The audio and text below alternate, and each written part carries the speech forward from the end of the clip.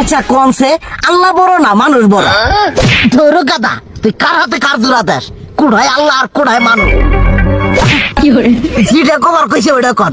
আল্লাহ বড় না মানুষ বড়? আল্লাহ তো বড়। আল্লাহ বড়, তাহলে আল্লাহর কথা না হইনা মানুষের কথা শুনেন কে? কি কইতাছস? কি আর আল্লাহর কথা মানে না মানুষের কথা মানে? হ্যাঁ, কি আর মানুষের কথা শুনেন তাই না? আমনে যে ওই দিনকে ডায়াবেটিসের রোগ নিয়ে যে হাসপাতালে গেলেন, ডাক্তার আপনার কত কিছু খাবার না করলো, সব কিছু না খাই এখন চলতেছেন।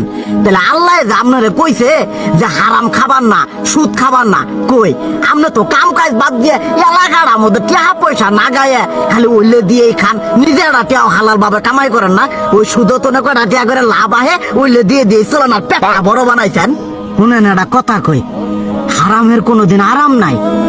হালাল পথে রুজি রোজগার করেন, প্রয়োজনে এড়া বেলা কম খায়েন, তাও শরীর পিণ্ডও ভালো থাকবো, কোনো রোগ বেদও হবো না, আরামও পাবেন, আল্লাহও খুশি থাকবো। তুই আমার এইভাবে বুঝাবি আগে কইলি না কে?